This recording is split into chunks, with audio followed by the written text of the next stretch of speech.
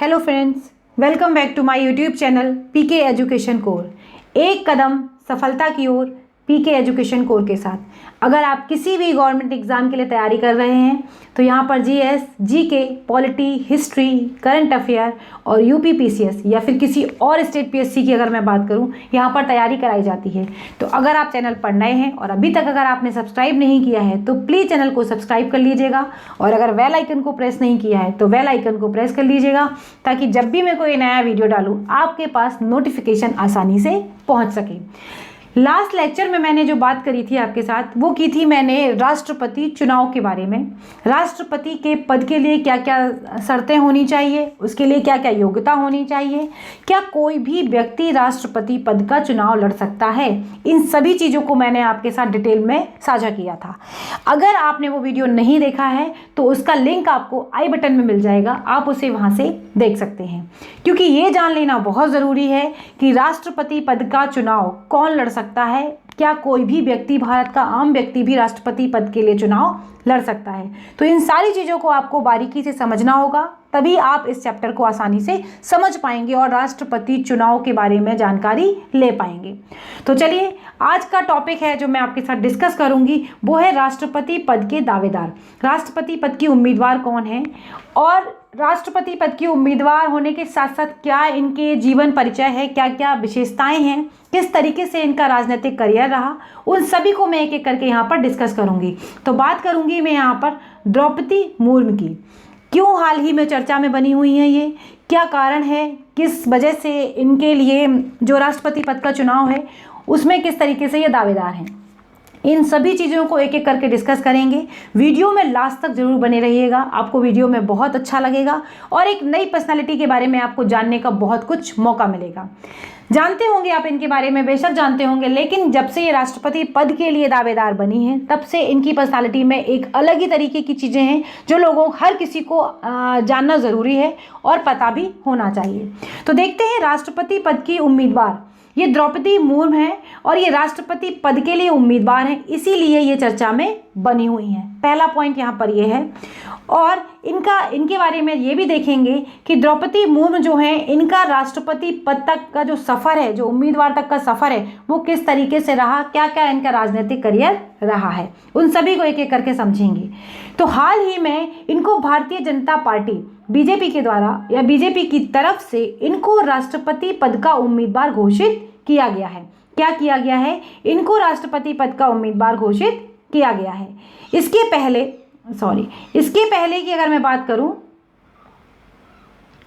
इसके पहले 2015 से 2021 तक, कब तक? 2015 से लेकर 2021 तक ये झारखंड की राज्यपाल भी थी।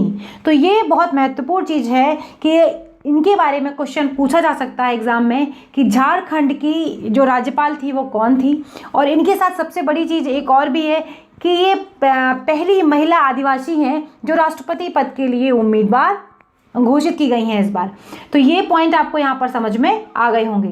झारखंड की राज्यपाल ये कब से कब तक की रही? 2015 से लेकर 2021 तक भी झारखंड की राज्यपाल रही, लेकिन कोविड के कारण इनका कार्यकाल आगे बढ़ा दिया गया था। ठीक है, अब देखते हैं एक और चीज़ इनके बारे में कि इनका जो जीवन है या जीवन परिचय किस तरीके से रहा, कुछ कुछ पॉइंट्स हैं उनके बारे में भी हम इनकी जीवनी देख लेते हैं। क्या है, इनका जन्म जो हुआ था वो उड़ीसा के मयूरभंज जिले में हुआ था। पूछा जा सकता है आपसे एग्जाम में कि इनका जन्म कहाँ पर हुआ था या किस राज्य से संबंध रखती हैं, तो उड़ीसा से। उड़ीसा के मयूरभंज जिले में बैदापोसी गांव में एक संथाल परिवार में हुआ था। ये संथाल जनजाति से संबंध रखती हैं, इनका परिवार संथाल परिवार से इनका ताल्लुक है। राजनीति में इनका रिश्ता काफ़ी ज़्यादा रहा है। क्यों? क्योंकि इनके दादा और इनके पिता दोनों ही गांव के प्रधान भी रहे थे। इनका विवाह जो हुआ था श्यामचरण मुर्मू के साथ हुआ था।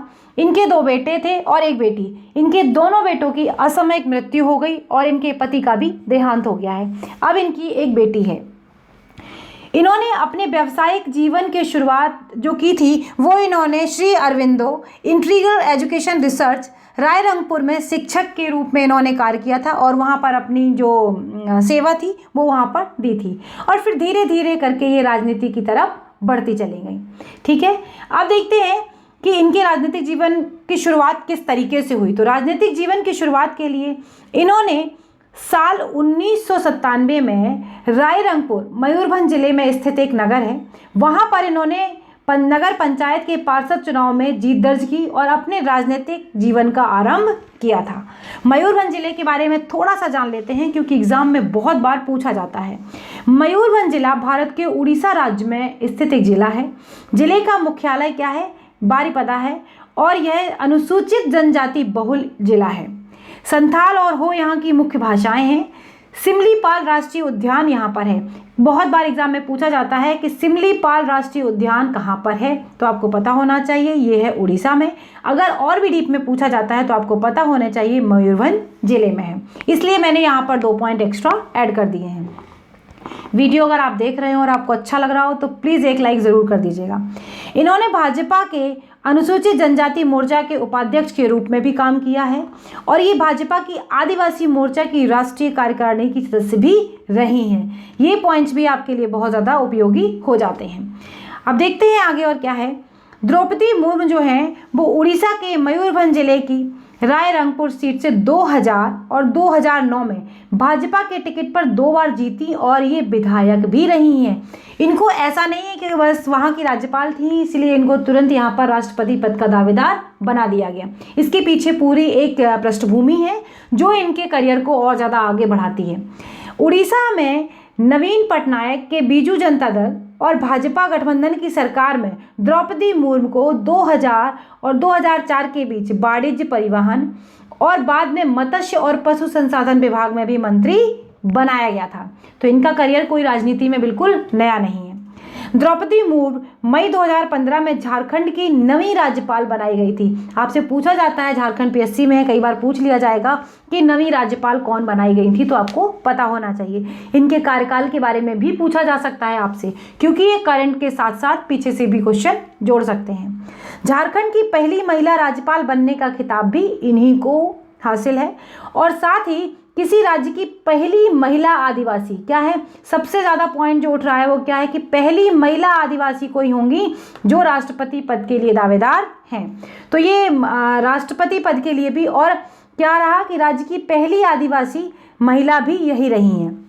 द्रौपदी मुर्मू ने 24 जून 2022 को अपना नामांकन किया है और जो नामांकन होता है राष्ट्रपति पद के लिए मैंने आपको बताया था नामांकन भरना होता है, तो उसमें क्या क्या चीज़ें होती हैं वो सारा मैं आपसे डिटेल में डिस्कस कर चुकी हूँ।